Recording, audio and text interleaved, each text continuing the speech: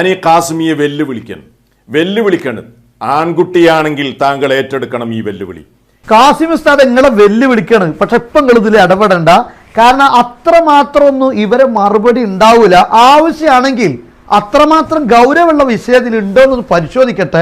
ഉണ്ടെങ്കിൽ കാസിം ഉസ്താദിനെ വിളിക്കുക. ഇപ്പൊ ഉസ്താദ് അടുത്ത പ്രസംഗത്തിനുള്ള കാര്യങ്ങളൊക്കെ പ്രിപ്പയർ ചെയ്തോളൂ. അതുകൊണ്ട് ആവശ്യമുണ്ടെങ്കിൽ അടിയന്തരമായ ഒരു സാഹചര്യം ഉണ്ടെങ്കിൽ ഉസ്താദിനെ വിളിക്കുക. ഏതായാലും നമുക്കൊന്ന് കേട്ടു നോക്കാം അയാൾ എന്താ പറയുന്നത്. ഈ കടുത്ത ആരോപണം താങ്കൾ ഉന്നയിച്ച സ്ഥിതിക്ക് ഈ വെല്ലുവിളി താങ്കൾ ഏറ്റെടുക്കണം. സത്യസന്ധമായ ചരിത്രരേഖ താങ്കൾക്ക് ഉദ്ധരിക്കാൻ പറ്റുമോ? നബി സല്ലല്ലാഹു അലൈഹി വസല്ലം ജനിച്ച വീട് സലഫികൾ അത് കാലിച്ചന്തയാക്കി എന്നതിന് ചരിത്രത്തിൽ നിന്ന് സത്യസന്ധമായ ഒരു രേഖ ഉദ്ധരിക്കാൻ താങ്കൾക്ക് സാധിക്കുമോ? ഇത് കേട്ടാൽ തോന്നുന്നത് കാസിമി ഒരു രേഖയില്ലാതെയാണ് ഈ വിഷയമൊക്കെ അവതരിപ്പിച്ചതെന്നാ. പക്ഷെ നാട്ടുകാർ മുഴുവൻ പറയണത് കാസിമി ഉസ്താദ് ഡാറ്റാബേസോട് കൂടെ കാര്യങ്ങൾ എല്ലാം സമർത്ഥിച്ചതെന്നാ. മൗലവിക്ക് എന്തോ ഒരു അബദ്ധം സംഭവിച്ചിട്ടുണ്ട്, ഇയാൾ തെളിവില്ല എന്നാ പറയുന്നത്. കാര്യപ്രസക്തമായ ഒരു ചോദ്യമാണ് ഇപ്പൊ സലഫി ചോദിച്ചിരിക്കുന്നത്. കാസിം ഉസ്താദ്, നിങ്ങൾക്ക് ഇതിന് രേഖ ഹാജരാക്കാൻ പറ്റുമോ? ഇവിടെ ഞാൻ പറഞ്ഞില്ലേ, നിങ്ങൾക്കൊരു കേസ് ഫയൽ ചെയ്യാം അന്താരാഷ്ട്ര കോടതിയിൽ യൂസുഫ് ഹാഷിം റിഫായിക്കെതിരെ. അദ്ദേഹത്തിന്റെ പുസ്തകം ഇന്നും നിലവിലുണ്ട്, വിപണിയിൽ വിൽക്കുന്നുണ്ട്. നസീഹത്തുൽ ഉലമാഇന നസീഹത്തുൽ ഇഖ്വാനിന ഉലമാഇ നജ്ദ് എന്ന പുസ്തകം. ആരുടെ പുസ്തകം? കുവൈറ്റിൽ മന്ത്രിയായിരുന്ന ലോക പ്രശസ്ത പണ്ഡിതനായിരുന്ന ഷെയ്ഖ് യൂസുഫ് ഹാഷിം റിഫായിയുടെ പുസ്തകം. ആ പുസ്തകത്തിന്റെ ഹെഡിങ് വ്യക്തമായി എഴുതി, പിന്നെ വായിച്ചു. ഇനി ഓരോ ദിവസവും അതെന്നെ വായിക്കണം. അതൊക്കെ അവിടെ ഞാൻ വ്യക്തമായി പറഞ്ഞു. പുസ്തകം പറഞ്ഞു, അതിന്റെ ഹെഡിങ് പറഞ്ഞു, അതിന്റെ പേര് പറഞ്ഞു. ആ പുസ്തകത്തിലുണ്ട്. എല്ലാ യൂറോപ്യൻ അമേരിക്കൻ മാധ്യമങ്ങളും India today times of India പ്രസിദ്ധീകരിച്ചിട്ടുണ്ട്. അത് കക്കൂസാണ്. എന്താ ടൈംസ് ഓഫ് ഇന്ത്യക്കെതിരെ കേരള നേതൃത്വത്തിൽ മുജാഹിദിന് ഒരു കേസ് ഫയൽ ചെയ്തൂടെ? എന്താണ് നിങ്ങൾ ഈ പറയുന്ന മനുഷ്യന്മാർ? അത് കക്കൂസാണ് എന്ന് ടൈംസ് ഓഫ് ഇന്ത്യ രേഖപ്പെടുത്തിയിട്ടുണ്ട്. പുറത്തുനിന്ന് അമേരിക്കയിൽ നിന്ന് പോകണ്ടേ, നമ്മളെ നാട്ടിലല്ലേ. ഇന്ത്യൻ ജുഡീഷ്യറി എന്ന് പറഞ്ഞാൽ എന്ത് കാര്യം എന്തൊക്കെയാണെങ്കിലും ജുഡീഷ്യറിയിൽ നീതി നിലനിൽക്കുന്ന ഒരു രാജ്യം തന്നെയാണ് ഇന്ത്യ. എന്താണെങ്കിലും ഇന്ത്യൻ ജുഡീഷ്യറിയിൽ നീതി കിട്ടുമെന്ന് തന്നെയാണ് എല്ലാവരും. എന്തൊക്കെ പറഞ്ഞാലും എവിടുന്നൊക്കെ തട്ടിക്കളിച്ചാലും ജുഡീഷ്യറി അവസാനമായും നീതിയുടെ പക്ഷത്ത് പലപ്പോഴും നിൽക്കാറുണ്ട്. അങ്ങനെയുള്ള രാജ്യത്ത് നിങ്ങൾക്ക് അത് പറഞ്ഞൂടെ? നിങ്ങൾക്ക് ആ കേസ് ഫയൽ ചെയ്തൂടെ ടൈംസ് ഓഫ് ഇന്ത്യക്കെതിരെ? കുവൈത്തിൽ ഷെയ്ഖ് യൂസുഫ് ഹാഷിം റിഫായിയുടെ കുടുംബമുണ്ട്. അയാൾ 18-ൽ മരിച്ചെങ്കിലും അതുവരെ നിങ്ങൾ കേസ് ഫയൽ ചെയ്തില്ല. ഇപ്പോൾ ആ പുസ്തകം വിപണിയിൽ വിൽക്കുന്നുണ്ട്. അതിന്റെ റോയൽറ്റി ആ കുടുംബം വാങ്ങുന്നുണ്ടാവും. ലോകത്ത് വിപണിയിൽ കിട്ടുന്ന ഒരു പുസ്തകം.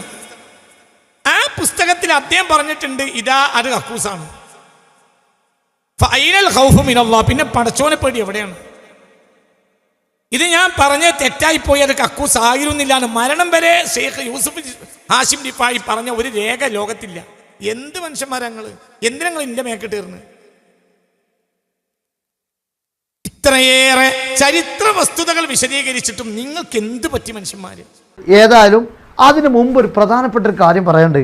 നേരെ മറിച്ച് അവിടെ പുണ്യമുണ്ടായിരുന്നെങ്കിൽ, അവിടെ പോയി സിയാറത്ത് ചെയ്യൽ പുണ്യമായിരുന്നെങ്കിൽ, ആ വീട് കൊണ്ട് ബറക്കത്തെടുക്കൽ പുണ്യമായിരുന്നെങ്കിൽ, അള്ളാഹുവിൻ്റെ പ്രവാചകന്റെ അനുചരന്മാർ അവിടെ പോകും, അവിടെ സിയാറത്ത് ചെയ്യും, ബറക്കത്തെടുക്കും, അവരത് സൂക്ഷിക്കും, ഇല്ലേ? ആ വിഷയത്തിൽ ഒരു യാതൊരു നിലക്കുള്ള അവ്യക്തതയും ഉണ്ടാകുമായിരുന്നില്ല. ഇസ്ലാമിൽ വല്ല പ്രാധാന്യം ഉണ്ടായിരുന്നു? ഇല്ല. മാത്രമല്ല, ഇസ്ലാമിൽ അതിന് പ്രാധാന്യമുണ്ടായിരുന്നെങ്കിൽ, പുണ്യമുണ്ടായിരുന്നെങ്കിൽ മുസ്ലിമീങ്ങൾ അത് സംരക്ഷിക്കും. മുസ്ലിമീങ്ങൾ അത് സംരക്ഷിച്ചിട്ടുണ്ട്. പക്ഷേ സെലഫികൾ വന്നപ്പോ, വഹാബികൾ വന്നപ്പോ അത് പൊളിച്ചു കളഞ്ഞതാണ്.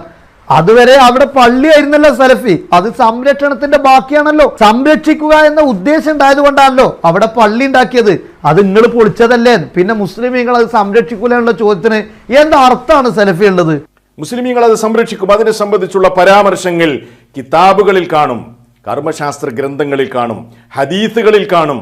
ഉണ്ടോ? കാണിക്കാൻ ധൈര്യമുണ്ടോ നിങ്ങൾക്ക്? അപ്പൊ സലഫി കിതാബ് ഉണ്ടോന്നാ ചോദിച്ചത്. അപ്പൊ ഇനി നമ്മൾ കിതാബിനെ ഉദ്ധരിക്കണല്ലോ.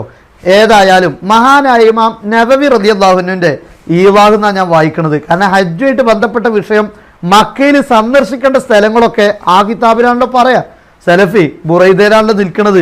അവിടെ ഏതെങ്കിലും ഒരു ബുക്ക് സ്റ്റാൾ പോയാൽ നവവി ഇമാമിന്റെ ഈവാഹ് എന്ന് പറഞ്ഞൊരു കിതാബുണ്ട്. അതൊരു 10-50 റിയാൽ കൊടുത്താൽ കിട്ടും എന്നാണ് എനിക്ക് തോന്നുന്നത്. ആ കിതാബില് ഇമാം നവവി റളിയല്ലാഹു അൻഹു പറയുന്നത് കേട്ടോ സലഫി, യുസ്തഹബ്ബു സിയാറത്തുൽ മവാദിഇൽ മഷ്ഹൂറ ബിൽ ഫദ്ലി, മഹത്വം കൊണ്ട് പ്രസിദ്ധമായ ചില സ്ഥലങ്ങൾ മക്കത്തുണ്ട്, ആ സ്ഥലങ്ങൾ സന്ദർശിക്കൽ പ്രത്യേകം സുന്നത്തുണ്ട്. ഫി മക്ക വൽ ഹറം, മക്കയിലും ഹറമിലുള്ള വളരെ മഹത്വമുള്ള ചില സ്ഥലങ്ങളുണ്ട്, അതൊക്കെ സന്ദർശിക്കൽ മുസ്തഹബാണ്. വഖദ് ഖീല ഇന്നഹാ സമാനിയത അശ്റ, അത് എണ്ണം പറയുന്നിടത്ത് ഒരു അഭിപ്രായ വ്യത്യാസമുണ്ട്, അത് 18 എന്നുള്ളൊരു അഭിപ്രായമുണ്ട്. ഇനി അതിൽ ആദ്യം എണ്ണാൻ പോകുന്നത് ഏതാണെന്ന് അറിയാക്ക്, നിങ്ങൾ പൊളിച്ച അതേ വീടാണ്. മിൻഹ അൽ ബൈത്തുല്ലദി വുലിദ ഫീഹി റസൂലുള്ളാഹി സ്വല്ലല്ലാഹു അലൈഹി വസല്ലം, മഹാനായ മുത്തുനബി സല്ലല്ലാഹു അലൈഹി വസല്ലം തങ്ങൾ ജനിച്ച വീടാണ് ഒന്നാമത് നബി ഇമാം എണ്ണിയത്. ആദ്യം എണ്ണിയത് നിങ്ങൾ പൊളിച്ചതാ. വഹുവൽ യൗം അൽ മസ്ജിദ്, ആ സ്ഥലം ഇന്ന് പള്ളിയാണ്. എന്തിനാ പള്ളിയാണെന്ന് അറിയാക്ക്, മുസ്ലിങ്ങൾ സംരക്ഷിക്കാൻ വേണ്ടി. നിങ്ങൾ ചോദിച്ചില്ലേ മുസ്ലിങ്ങളെ സംരക്ഷിക്കേണ്ടതല്ലേ, സംരക്ഷണം നഷ്ടപ്പെട്ടു പോകുമെന്നുള്ള പേടി കൊണ്ടാണ് വഹാബികൾ വരുമെന്ന് കരുതിയിട്ടാണ് അന്ന് പള്ളി ഉണ്ടാക്കിയത്. പക്ഷെ വഹാബിക്ക് പള്ളി ഉണ്ടാക്കിയാലും പ്രശ്നമില്ല, എന്നാലും പൊളിക്കും. നിങ്ങൾ പൊളിക്കരുത് എന്ന് കരുതിയിട്ടാണ് കാലശേഷം ഏതെങ്കിലുമൊക്കെ വഹാബികൾ വന്നുകൊണ്ട് അത് തട്ടി നിരപ്പാക്കുമോ എന്നുള്ള പേടി മുൻഗാമികൾക്ക് ഉള്ളത് കൊണ്ട് അവരവിടെ പള്ളി ഉണ്ടാക്കി. പക്ഷെ വഹാബിക്കുണ്ടോ പള്ളിന്റെ പ്രശ്നം? അന്നഹു ലാ ഖിലാഫ ഫീഹി, ഈ ഒന്നാമത് ഈ പറഞ്ഞ റസൂലുള്ളാഹിന്റെ വീടുണ്ടല്ലോ, ആർക്കും അതിൽ ഒരു അഭിപ്രായ വ്യത്യാസം ഇല്ല. ഇയാൾക്ക് എന്തോ ഒരു അഭിപ്രായ വ്യത്യാസം ഉണ്ടെന്ന് എനിക്ക് തോന്നുന്നത്, പക്ഷെ പണ്ഡിതന്മാർക്ക് അഭിപ്രായ വ്യത്യാസമല്ല. ഇനി രണ്ടാമത് പറയുന്നത് പിടിച്ചോ. ഒന്നാമത്തത് നബി സല്ലല്ലാഹു അലൈഹി വസല്ലം തങ്ങളുടെ ജനിച്ച വീട്, റസൂലുള്ളാഹിന്റെ മൗലിദുൻ നബി സല്ലല്ലാഹു അലൈഹി വസല്ലം, ആ വീടാണ് രണ്ടാമത്തത്. വമിൻഹാ ബൈത്തു ഖദീജത റളിയല്ലാഹു അൻഹാ, മഹദിയായ ഖദീജ റളിയല്ലാഹു അൻഹയുടെ വീടാണ്. അല്ലദീ കാന യസ്കുനുഹു റസൂലുള്ളാഹ്, അല്ലാഹുവിന്റെ റസൂല് അവിടെ താമസിക്കാറുണ്ടായിരുന്നത്. ഖദീജത്തു റളിയല്ലാഹു അൻഹാ, അല്ലാഹുവിന്റെ റസൂലിന്റെ പത്നിയായ ഖദീജ റളിയല്ലാഹു അൻഹയും അവിടെയാണ് താമസിക്കാറുണ്ടായിരുന്നത്. വഫീഹി വലദത്ത് ഔലാദഹാ മിർ റസൂലില്ലാഹ്, അല്ലാഹുവിന്റെ റസൂലിന്റെ മക്കളെ ഖദീജ റളിയല്ലാഹു അൻഹ പ്രസവിച്ചത് ആ വീട്ടിൽ വെച്ചാണ്. വഫീഹി തുവഫിയത് ഖദീജത്തു റളിയല്ലാഹു അൻഹ, ആ വീട്ടിൽ നിന്നാണ് ഖദീജ ബീവി റളിയല്ലാഹു അൻഹ വഫാത്തായത്. വലം യസൽ റസൂലുള്ളാഹി സ്വല്ലല്ലാഹു അലൈഹി വസല്ലം മുഖീമൻ ബിഹി ഹത്താ ഹാജർ, നബി സല്ലല്ലാഹു അലൈഹി വസല്ലം തങ്ങൾ ഹിജ്റ പോകുന്നത് വരെ ആ വീട്ടിലാണ് താമസിച്ചിരുന്നത്. അവിടെ നിന്നാണ് പരിശുദ്ധമായ ഖുർആനിന്റെ ഒരുപാട് അധ്യായങ്ങളും അവതരിക്കപ്പെട്ടതെന്ന് കാസിം ഉസ്താദ് വായിച്ചില്ലേ, അതന്നെ ഇമാം നവവി റളിയല്ലാഹു അൻഹു പറയുന്നത്. അതുകൊണ്ട് ആ ബുക്ക് സ്റ്റാളിൽ പോയിട്ട് പുസ്തകം വാങ്ങിയിട്ട് ഉണ്ടല്ലേ എന്ന് പറയും, എന്നിട്ടാക്കെ നമുക്ക് വെല്ലുവിളിയൊക്കെ. അപ്പോ സലഫിന്റെ ആ കിതാബിലുള്ള പ്രശ്നം ഉണ്ടല്ലോ, അതിന് മഹത്വം വല്ല ഉണ്ടോ എന്നുള്ളത് അത് ഇപ്പൊ പരിഹാരമായിട്ടുണ്ടാവും. നിങ്ങൾ നോക്കൂ സഹോദരങ്ങൾ, ഇപ്പൊ കുവൈത്തിലെ ഒരു പണ്ഡിതൻ എഴുതി എന്നാണല്ലോ ഇദ്ദേഹം പറയുന്നത്. എന്നാൽ കുവൈത്തിൽ നിന്ന് ഇറങ്ങുന്ന പത്രമാണ് അൽ വത്തൻ. അല്ല കാസിം ഉസ്താദെ, നിങ്ങൾ കുവൈത്തിലെ റിഫായിന്റെ യൂസുഫ് റിഫായിന്റെ കിതാബല്ലേ വായിച്ചത്, അതേ കുവൈത്തിൽ നിന്നുള്ള പത്രമാണ് ഇപ്പൊ സലഫി വായിച്ചിരിക്കുന്നത്. അതുകൊണ്ട് ഇനി നിങ്ങൾ ആ ഉടായ്പൊന്നും ഇവിടെ നടക്കും എനിക്ക് തോന്നുന്നില്ല. കാരണം ഇയാൾ ഇപ്പൊ നിങ്ങൾ വായിച്ച് എല്ലാ വാദം ഇവിടെ പൊളിച്ചടക്കാൻ പോവുകയാണ്. അപ്പൊ റസൂലുള്ളാഹി സ്വല്ലല്ലാഹു അലൈഹി വസല്ലം തങ്ങളുടെ ജനിച്ച വീട്, അതുപോലെ ഖദീജ റളിയല്ലാഹു അൻഹയുടെ വീട്, അത് കാലിച്ചന്റെ ആക്കിയിരുന്നു എന്നല്ല നിങ്ങൾ പറയണത്. നിങ്ങളെപ്പ പിടികൂടാൻ പോവാ? റഫീഖ് സലഫി നോക്കിക്കോളൂ, നിങ്ങൾക്ക് പത്രത്തിൽ നിന്നാ വായിക്കണത്. വായിക്കും റഫീഖ് സലഫി. ആ അൽ വത്തൻ പത്രത്തിൽ ശരിക്കും നബി സല്ലല്ലാഹു അലൈഹി വസല്ലം ജനിച്ചതുമായി ബന്ധപ്പെട്ട, ജനിച്ച വീടുമായി ബന്ധപ്പെട്ട കാര്യങ്ങൾ പരാമർശിക്കുന്നുണ്ട്. നിങ്ങൾക്കത് സ്ക്രീനിൽ കാണാം. അവിടെ ഇയാൾ പറഞ്ഞ ഈ കാലിച്ചന്തയാക്കി അതല്ലെങ്കിൽ കക്കൂസാക്കി എന്ന ഒരു പ്രയോഗം പോലും നമുക്ക് കാണാൻ സാധ്യമല്ല.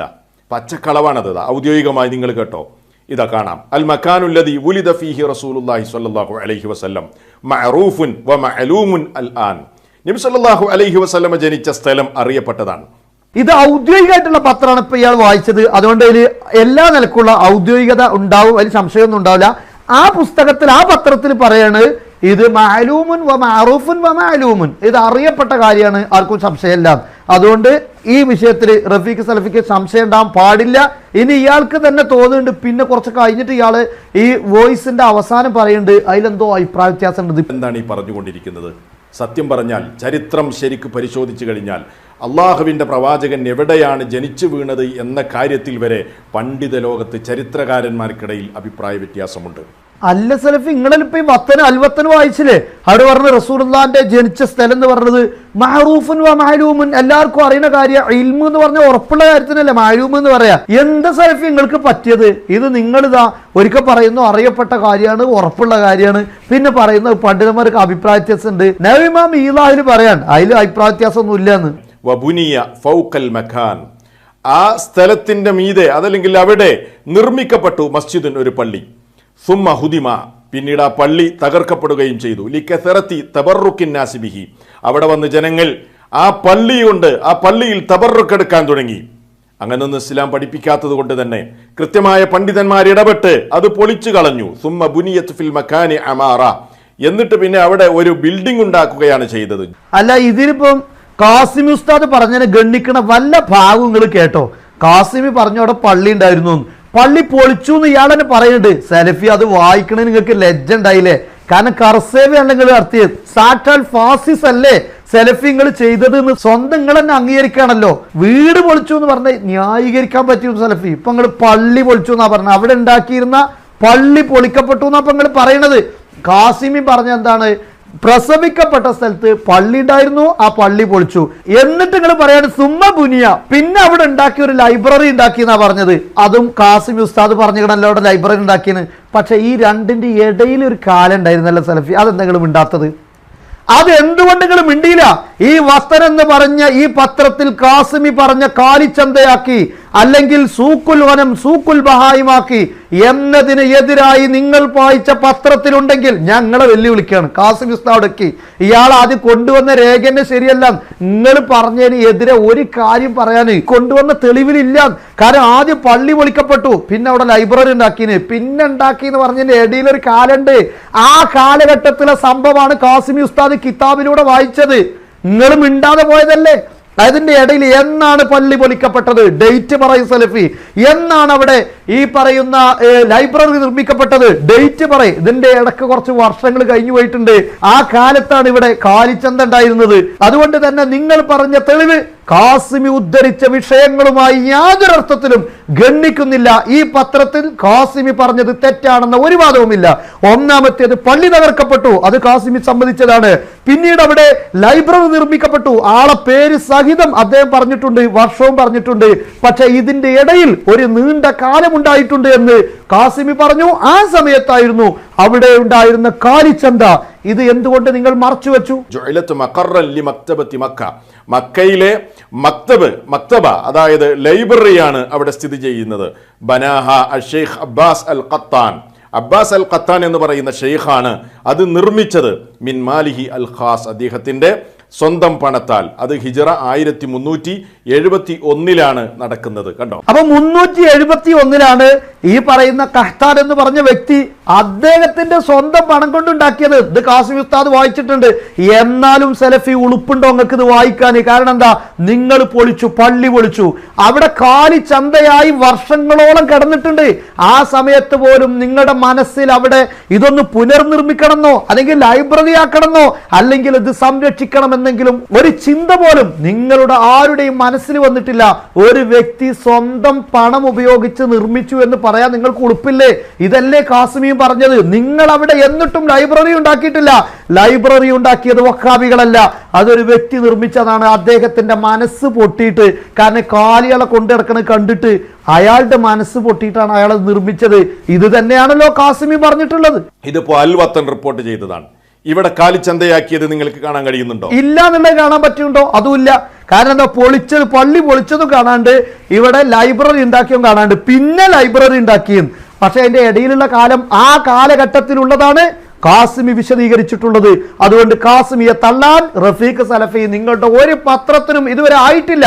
അതുകൊണ്ട് നിങ്ങളെ കേൾക്കുന്ന കാസിമിയെയും കേൾക്കുന്ന മുഴുവൻ മുസ്ലിം സമൂഹവും നിങ്ങൾ കള്ളന്മാരും കൊള്ളക്കാരും അതുപോലെ തന്നെ ഇസ്ലാമിന്റെ ചരിത്രത്തെ മുഴുവൻ ഉന്മൂലനം ചെയ്ത ഇസ്ലാമിന്റെ ഏറ്റവും വലിയ ഒറ്റുകാരും ശത്രുക്കളുമാണെന്ന് എല്ലാവരും ഇതോടുകൂടെ നിങ്ങളുടെ മറുപടിയോടുകൂടെ ഉറച്ചു വിശ്വസിക്കുകയാണ്. ഇവിടെ കക്കൂസാക്കിയത് നിങ്ങൾക്ക് കാണാൻ കഴിയുന്നുണ്ടോ? ഇല്ല.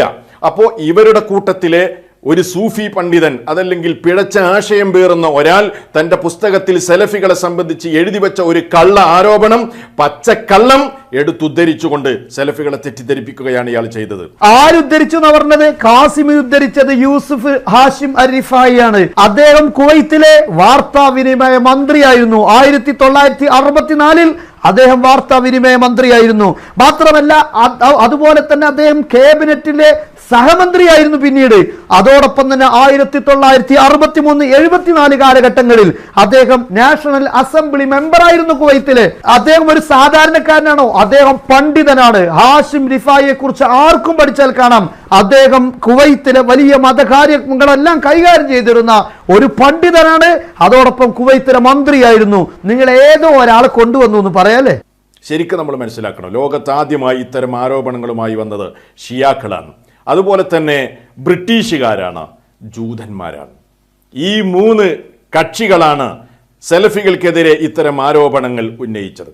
പിന്നെ ആരാണ് ഇനി ഈ ആരോപണം ഉന്നയിക്കേണ്ടത്? ഇവിടെ പറയണേ, ഒന്ന് സൂഫികള്, മറ്റൊന്ന് ഷിയാക്കള്, അതുപോലെ മറ്റൊന്ന് ബ്രിട്ടീഷുകാരും അതുപോലെ ജൂതന്മാരും. ഇനി ആരുദ്ധരിക്കണം എന്ന് പറഞ്ഞാൽ ഇതൊന്നും പറ്റൂല. സലഫികൾ അല്ലാത്ത ആളുകൾ ഒന്നും ഉദ്ധരിച്ചാൽ പറ്റൂല. സലഫികൾ അല്ലാത്ത ആളുകൾ മുഴുവൻ നിങ്ങളെ ശത്രുക്കളാണ്. കാരണം സലഫികൾ തീവ്രവാദികളും ഭീകരവാദികളായതുകൊണ്ട് നിങ്ങളല്ലാത്തവരും മുഴുവനും ഈ സലഫികളുടെ ശത്രുക്കളാണ്. ഇനി ആരാണ് നിങ്ങളെ കുറിച്ച് വിഷയം എഴുതേണ്ടത്? സലഫിയാൾ നിങ്ങളെ കുറ്റം പറഞ്ഞ് എഴുതണം എന്നാണോ? ആ പുസ്തകം വായിക്കണം എന്നാണോ സലഫി നിങ്ങൾ പറയുന്നത്? ഇതാ ഷിയാക്കൾ എഴുതിയത് പറ്റൂല, സുന്നികൾ എഴുതിയ പറ്റൂല, സൂഫി എഴുതിയ പറ്റൂല, അശ്അരി എഴുതിയ പറ്റൂല, അതുപോലെ ബ്രിട്ടീഷുകാർ എഴുതിയ പറ്റൂല, ജൂതൻ എഴുതിയ പറ്റൂല. ഇനി ആരെഴുതിയ രേഖയാണ് നിങ്ങൾക്ക് വേണ്ടത്? ആദ്യമായി ഈ ആരോപണം ഉന്നയിക്കുന്നത് ബ്രിട്ടന്റെ പത്രമായ ദ ഇൻഡിപെൻഡന്റ് എന്ന് പറയുന്ന പത്രമാണ്.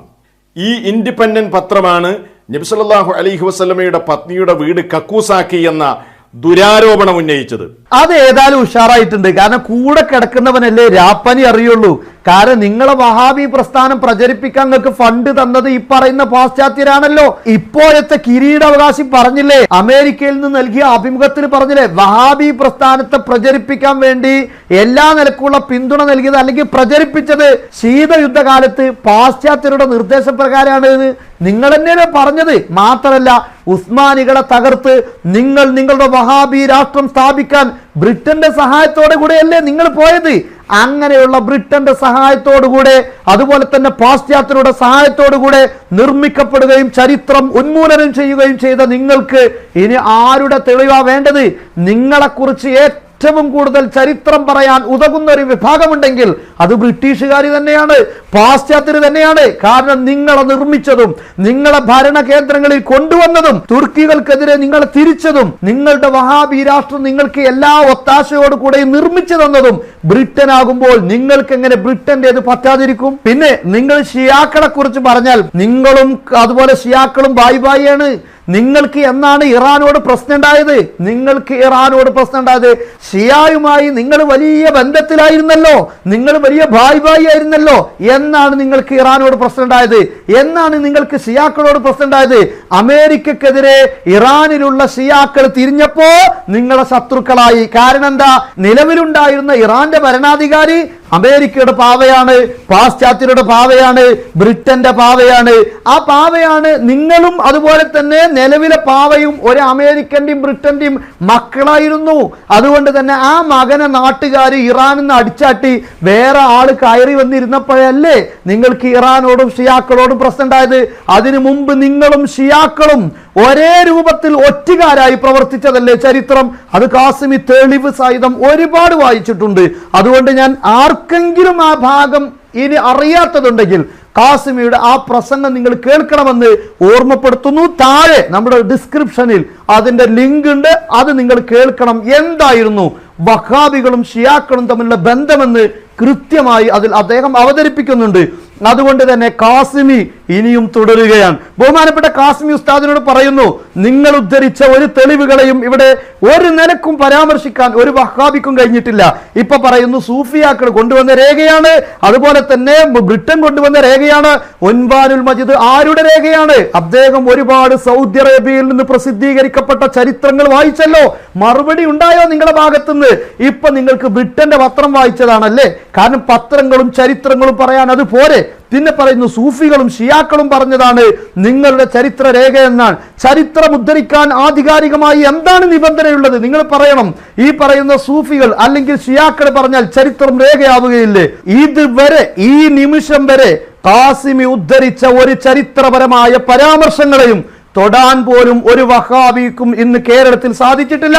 റഫീഖ് സലഫി ദിവസങ്ങളോളം മൗനം പാലിച്ച് തപസ്സിരുന്ന് നമ്മൾ എന്തോ ഇപ്പൊ കുട്ടിയെ പ്രസവിക്കാൻ പോവുകയാണ് എന്ന് വിചാരിച്ചിരുന്നു. പക്ഷേ അത് ഒരു ചാപ്പിള്ളയായി പോയി എന്ന സങ്കടം മാത്രമാണ് ഞങ്ങൾക്കുണ്ടായത്.